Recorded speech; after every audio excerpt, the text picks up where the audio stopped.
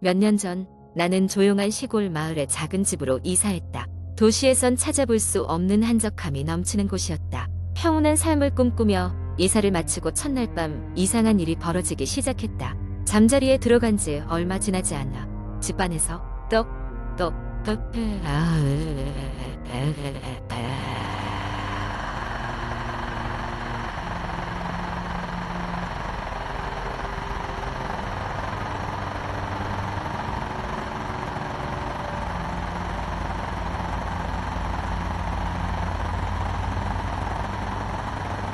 똑똑하고 규칙적인 소리가 들려왔다.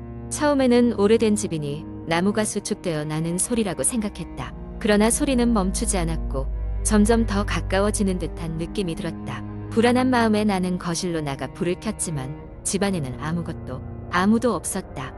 소리는 멈췄고 그렇게 첫날 밤은 지나갔다. 다음 날부터 나는 매일 같은 시간에 같은 소음을 듣게 되었다. 점점 소리의 출처를 찾아야겠다는 생각이 강해졌고 나는 결국 소리가 나는 방향으로 다가가 보기로 했다. 소리는 지하실에서 오는 것 같았다. 무겁게 잠긴 문을 열고 어둡고 눅눅한 계단을 따라 내려가자 핸드폰 플래시의 희미한 빛이 지하실의 모서리를 비쳤다. 그곳에는 오래된 나무 상자가 하나 놓여 있었다. 그 상자는 낡고 먼지로 덮여 있었으며 알지 못하는 것에 손대지 말라는 경고의 메시지가 쓰여 있었다. 나는 그 경고를 무시하고 상자를 열었다. 그 안에는 오래된 사진과 낡은 일기장이 들어있었다. 사진 속 인물들은 이 집에서 오래전에 살았던 가족으로 보였고 일기장은 그들이 죽기 전까지의 마지막 기록이었다. 일기장을 읽기 시작하자 머리가 아찔해졌다. 그 가족은 이 집에 이사 온 후로 끊임없이 무언가에 쫓기고 있었다. 그들은 매일 밤마다 벽을 두드리는 소리를 들었고 점점 혼란스러워져갔다. 결국 이들에게 어떤 비극적인 일이 생긴 모양이었다. 스산한 기분에 일기장을 덮던 순간 지하실의 불빛이 깜박거리더니 이내 꺼져버렸다. 극도의 공포 속에서 나는 집 밖으로 뛰쳐나왔다. 그날 밤 나는 차에서 밤을 보내며 새벽이 오기만을 기다렸다. 다음 날 나는 마을의 몇몇 사람들에게 이 지하실에 대해 물어보았다. 사람들은 이 집은 오래전부터 비어 있었고 몇몇 이웃들조차 이곳에서 이상한 소리를 들었다고 전했다. 그들은 또한 이 집에 살던 가족이 실종되었다고 했고 여전히 그 이유는 미스터리로 남아있다고 했다. 그 후로 몇 날 밤을 지내면서 나는 그 소리에 신경을 기울이지 않기로 했다. 하지만 그것은 쉽게 지워지지 않는 공포로 남아 나는 그 집을 떠나기로 결심했다. 이사를 결정하고 며칠 뒤 집을 떠나기 전 마지막 밤을 맞이했다. 그날 밤 나는 평소처럼 침대에 누워 있었다. 그런데 이번엔 똑똑 소리 대신 누군가 방 앞에 서 있는 듯한 발소리가 들렸다. 식은 땀이 흘렀고 나는 숨을 죽인 채 가만히 있었다. 그 순간 귓가에 낮고도 낯선 목소리가 속삭였다. 우리는 아직 여기에 있다. 나는 즉시 짐을 싸서 그 집을 떠났다.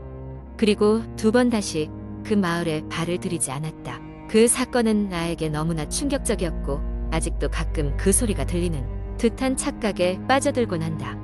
그 오래된 집과 그 가족에게 정말 무슨 일이 있었던 걸까? 그 집은 여전히 그곳에 있다. 그리고 누군가는 아마도 또다시 그 집으로 이사를 갈지도 모른다. 하지만 나는 절대 그 이야기를 전혀 잊을 수 없을 것이다. 두 번째 이야기. 서울의 한적한 주택가. 그곳에 지훈이라는 청년이 살고 있었다. 지훈은 대학생으로 늦은 밤까지 아르바이트를 하고 나서야 집으로 돌아오곤 했다. 그날도 역시 일을 마치고 버스에서 내린 그는 집으로 가는 약간 으슥한 골목길을 걸어가고 있었다. 골목길은 그리 길지 않았지만 한밤중이라 그런지 쥐죽은 듯 고요했다. 가로등에서 뿜어져 나오는 희미한 불빛만이 길을 밝혀주었다. 지훈은 주머니에서 휴대폰을 꺼내며 음악을 들을까 고민했지만 무언가 불길한 느낌이 들어 포기했다. 대신 한 걸음 한 걸음 소리내어 발걸음을 옮겼다. 그때였다. 뒤에서 누군가 지훈아 하고 부르는 소리가 들려왔다. 지훈은 깜짝 놀라 주변을 둘러보았지만 아무도 보이지 않았다. 귀가 잘못됐나? 하는 생각에 고개를 저으며 다시 걷기 시작했다. 그러나 불과 몇 발자국을 걸었을까 이번에는 더욱 또렷하게 그의 이름을 부르는 소리가 들렸다. 지훈아. 분명히 자신의 이름이었다. 그는 두리번거리며 긴장한 마음으로 알을 걸어보았다. 누구세요? 하지만 대답은 없었다. 심장이 빠르게 뛰기 시작했고 그는 걸음을 재촉했다. 그런데 그 순간 그 목소리가 다시 들렸다. 이번에는 가까워진 듯했다. 지훈아, 돌아봐. 지훈은 본능적으로 소름이 돋으며 걸음을 멈췄다. 돌아보면 안 될 것 같은 기분이 들었지만 어떤 힘에 이끌리듯 천천히 몸을 돌렸다. 그의 눈앞에는 아무도 없었다. 길 한가운데에 선 지훈은 바람소리 외에는 아무것도 들리지 않는 기이한 정적 속에 혼자 있었다. 이게 무슨 일이지? 그는 혼란스러운 마음으로 다시 길을 따라 걸었다. 그 순간 길가 옆 작은 공터에서 인간의 형체가 보였다. 그것은 마치 누군가 서 있는 것 같았다. 모호한 실루엣 속에서 그 형체는 천천히 손을 흔들고 있었다. 지훈은 재차 눈을 비볐다. 잘못 본 것일 수도 있다는 생각에 다시 보았지만 그 형체는 여전히 거기 있었다. 두려움이 몰려왔지만 그는 호기심을 억누를 수 없었다. 한 걸음, 두 걸음, 그는 조심스레 그 존재를 향해 걸어갔다. 가까이 가며 확인한 그것의 얼굴은 다름 아닌 그의 절친인 민수였다. 그러나 무언가 이상했다. 민수의 얼굴은 창백했고 웃고 있는 미간에는 불편한 기운이 서려 있었다. 민수야, 너 왜 여기 있어? 라고 물었지만 민수는 아무 말도 하지 않았다. 대신 그는 천천히 입을 열더니 중얼댔다. 진실을 알았을 때 너는 준비가 되어 있을까? 그 말에 지우는 당황스러웠지만 민수와의 대화를 계속하고 싶었다. 그런데 그러던 찰나 민수의 몸이 흩어지듯 사라져버리는 것이 아닌가. 굳어버린 지우는 더 이상 그 자리에 있을 수 없었다. 그는 무작정 뒷걸음질 치며 골목을 빠져나갔다. 뛰다가 헐떡거림을 멈췄을 때쯤 집에 도착할 수 있었다. 문을 열고 들어가자 그의 마음은 비로소 조금 진정되었다. 다음 날 지우는 그 경험을 친구들에게 이야기했으나 아무도 그를 믿어주지 않았다. 그러나 며칠 후 그가 알게 된 것은 충격적이었다. 그날 이후로 연락이 끊겼던 민수가 실종된 것이다. 그 전날 밤 그와 함께 볼링을 치러 갔다가 사라진 후 돌아오지 않고 있다는 것이었다. 지우는 그날 밤의 기묘한 경험이 꿈인지 현실인지 알 수 없게 되어버렸다. 그러나 마음 한 구석에서는 민수가 그를 찾아왔던 것이 아닐까 하는 생각에 사로잡혔다. 그 일이 있은 후로 지우는 가끔씩 그 목소리를 들었다. 지우나, 진실을 마주할 준비가 됐니? 그때마다 지우는 침대에서 벌떡 일어나곤 했다. 오랜 시간이 흘러도 그 목소리의 의미를 알 수 없었지만 그는 한 가지 깨달았다. 진실을 마주하는 것이 두려워도 피할 수는 없다는 것. 언젠가 자신의 용기로 그 진실을 마주할 날이 오리라 믿으며 지훈은 하루하루를 살아갔다.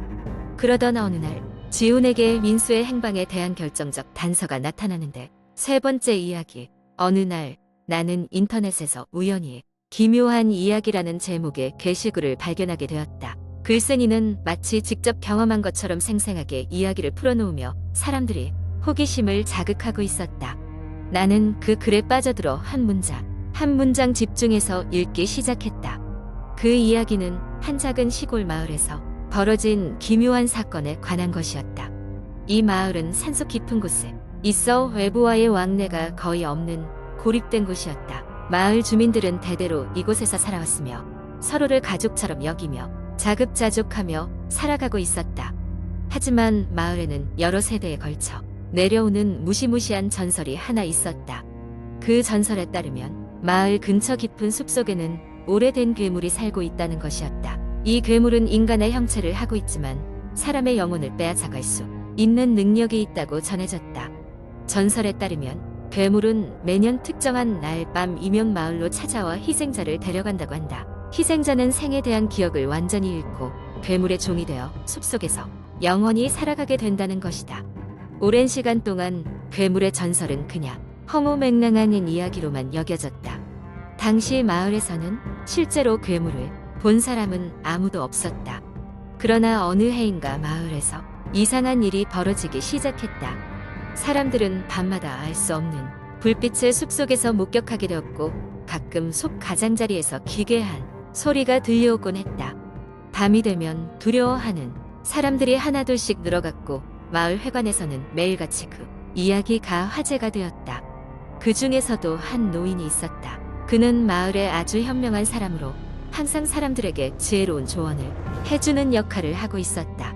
노인은 사람들 앞에서 무릎을 꿇고 말했다. 저 불빛과 소리는 전설 속 괴물이 마을을 겨냥하고 있다는 신호일지도 모릅니다. 우리에게 필요한 것은 그 괴물과 맞설 용기입니다. 노인의 말에 사람들은 찬반이 엇갈렸다. 젊은 청년들은 그저 헛소리라며 웃어 넘겼지만 오랜 세월을 살아온 어른들은 그 괴물의 존재를 무시할 수 없다고 입을 모았다. 결국 마을의 용감한 사람들 몇몇이 무역 탐험대를 꾸려 숲속으로 들어가 보기로 결정했다. 탐험대에는 주인공인 나와 마을 최고의 사냥꾼인 한 남자 그리고 노인이 참여하게 되었다. 우리는 중무장을 하고 숲속 깊숙이 들어갔다. 처음에는 평화로운 자연의 정적만 이우리를 감싸고 있었다. 하지만 점점 더 숲의 깊은 곳으로 들어갈수록 공기는 무거워졌고 이상한 소음과 함께 그림자가 마치 우리를 따라오는 듯한 느낌이 들었다. 우리는 각자 속으로는 두려워했지만 겉으로는 용기를 내며 발걸음을 떼었다. 한참을 걸었을 때 갑자기 우리 앞에 작은 공터가 나타났다. 그리고 그곳 한가운데에는 오래된 나무가 있었는데 나무 껍질에는 낯선 기호들이 새겨져 있었다. 나무 주위로는 희미하게 빛나는 무언가가 떠다니고 있었고 그 불빛은 마치 우리를 초대하는 것 같았다. 우리가 그 나무에 다가가자 갑자기 공터의 분위기가 일변했다. 차가운 바람이 휘몰아치더니 금방이라도 무언가 나타날 것 같은 느낌이 들었다. 그때 노인이 나섰다. 이 나무는 우리 마을의 과거를 담고 있으며 이곳에서 우리의 운명이 갈릴 것입니다. 악몽으로부터 우리를 지킬 수 있게 해달라고 기도합시다. 노인은 그동안 준비해온 의식을 시작했다. 우리는 그의 주위를 둘러싸고 마음속으로 기도를 올렸다. 얼마 지나지 않아 불빛들이 움직이기 시작했고 나무 주위의 기호들이 서서히 빛을 내기 시작했다. 순간 숲속에서 오싹한 소리가 들리며 그림자가 어른거렸다. 그 그림자는 점점 가까워지더니 우리의 바로 앞에 멈춰섰다. 그 순간 모든 것이 멈춘 듯 고요해졌다. 그림자는 마치 나무에 묶여있는 듯했고 우리는 조심스럽게 그 앞으로 다가갔다. 그림자의 형태는 인간과 유사했지만 확실히 인간은 아니었다. 우리는 긴장된 채 서로를 바라보며 무엇을 해야 할지 고민했다. 그때 사냥꾼이 눈빛을 주고받으며 나무에 새겨진 기호를 지적했다. 기호는 무언가를 해제하는 주문 같아 보였다. 우리는 손을 모아 힘을 합쳐 그 기호를 따라 주문을 외우기 시작했다. 주문이 끝날 무렵 그림자는 천천히 그리고 고통스럽게 사라졌다. 공기는 다시 평온해졌고 불빛은 사라졌다. 우리는 무사히 마을로 돌아가 다시는 괴물의 존재를 느끼지 못했다. 이번 일로 마을 사람들은 전설이 그저 이야기만이 아니었음을 깨닫고 서로가 서로에게 얼마나 소중한지 다시 한번 알게 되었다. 이 사건은 많은 것들을 남겼고 괴물의 전설은 그렇게 새로운 형태로 다시 내려오게 되었다. 마을은 과거보다 더욱 단단히 결속하게였고 나는 그 경험을 통해 한층 더 성장할 수 있었다. 우리의 이야기는 마치 꿈처럼 지나갔지만 그날 밤의 기묘한 경험은 영원히 잊지 못할 삶의 한 페이지가 되었다.